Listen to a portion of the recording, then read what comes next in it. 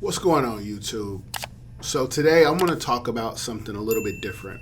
One of my oldest accounts, when I say one of my oldest, I mean one of my oldest independently owned accounts. We just went ahead and cut ties, right? What happened was, first and foremost, like the whole situation is my fault. Now, it's my fault because there's a lot of things that I would have done differently if I could start over from the beginning. But I did. It's just learning curve, learning things you have to learn along the way. So what happened was when I first got this account, like I was first so happy that I was able to set up my own walkthrough and then be able to have everything presented in a way, present myself in a way as if I was an authority. Like, I came across with a lot of confidence, and they decided to do business with us. Well, part of the reason why they decided to do business with us is always somewhere along the line is going to lead to price, especially like if you're new and if you don't know exactly what to say. People are going to look at the price and say, okay, well, that's fine. And at the time when I got the account, it was fine. It was completely fine because I was the one that was doing the work. Like, this was years ago. I was actually going in and doing the work. Well, the problem with that is, when you bid and you're the one that's doing the work, I wasn't really thinking, in the future, like, hey, eventually I'm not going to be doing the work. Eventually I'm going to have to bring somebody in and they're going to have to do the work. And I'm going to have to divide this pie up and make sure that they're able to be comfortable, the cleaner, they're able to be comfortable with what they're getting. And then also I still want it to be profitable for me so I can continue to grow the business.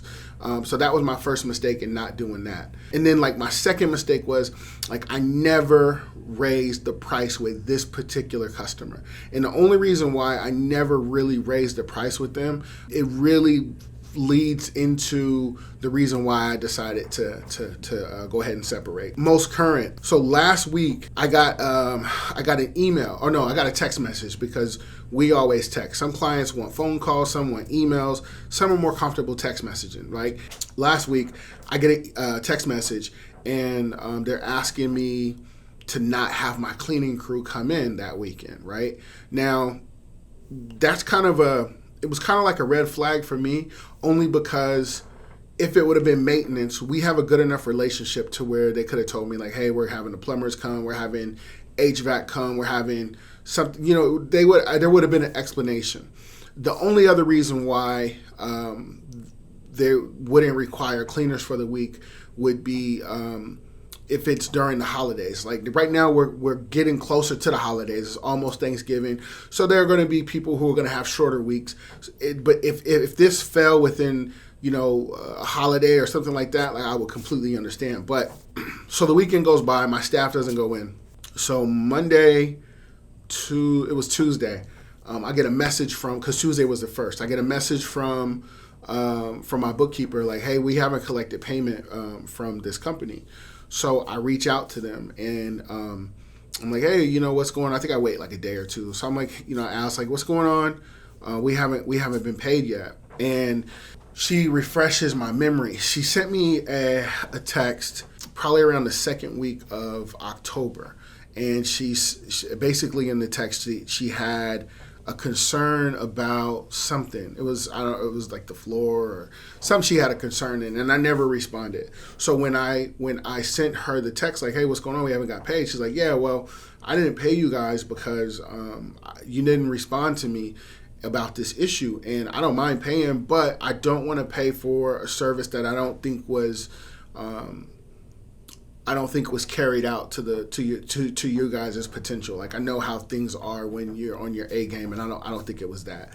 So and then she goes on to say and the past weekend when I didn't have you guys come in, I had to bring in another cleaning company to clean all of the things that you said that you were originally going to clean. So then it made sense. So as she's telling me all of that stuff, like I'm thinking about it, I'm processing it, and I make the decision. I just say, because of the problems that we've had, and we're personally, we have a good relationship. Like But as far as like business goes, what we're talking about, business, things have always, it'll be good, then it'll be bad. It'll be good. It's never consistent. And the reason why it's never consistent, again, falls back on me, because the level of work, the amount of time it takes to do a good job and be consistent requires more money. But I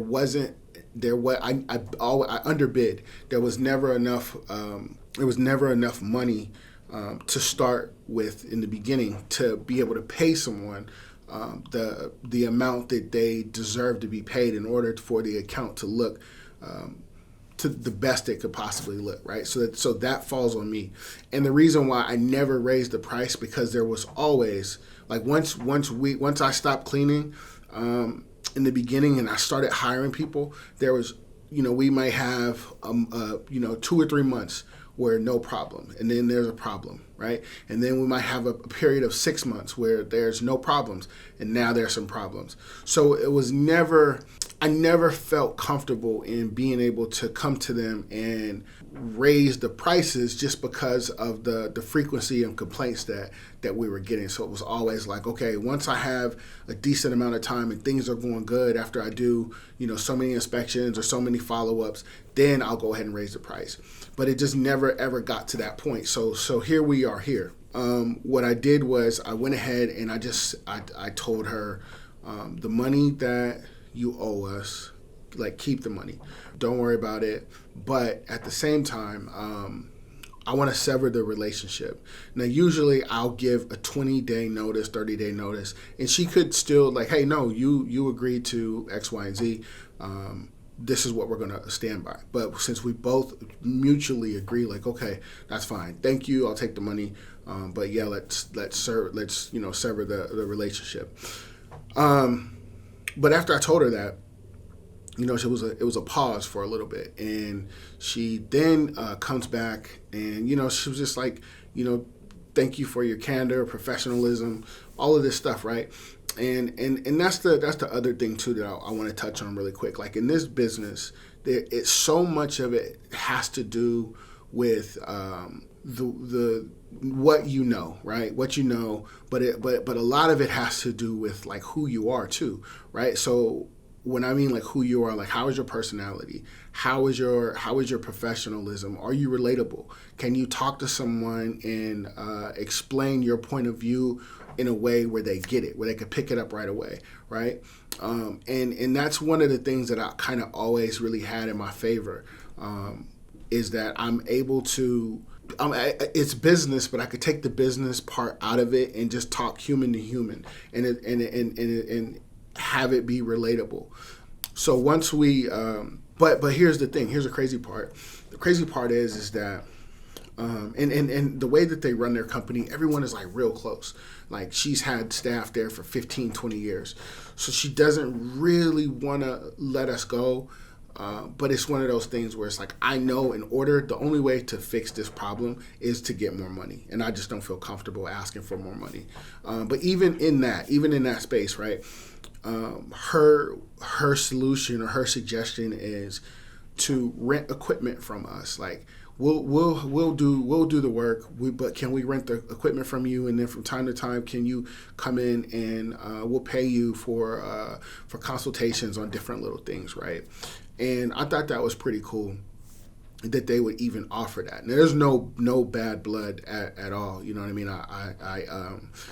I let her know, like, hey, we're going to do this, and this has nothing to do with you, nothing to do with the other owners, any of your staff. This is an internal thing that we have to go get back to the drawing board on and fix and take care of. But there's just been so much stuff that's happened in between, like, I just don't feel comfortable asking for more money.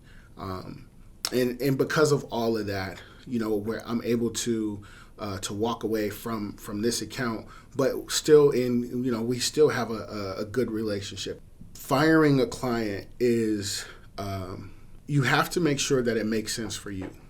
On the business side of things, it has to be justifiable, right? And that's what I'll say. Like, I've never had a bad experience when it comes to firing clients. ever. But guys, I'm not going to drag this on for too much longer.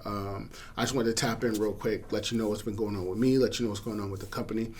But guys, like I say, I'm always dropping jewels. Just make sure you're in position to pick them up. You do that by liking, commenting, and subscribing. Once again, my name is Marcus Crockett. I'll catch you in the next one. Peace.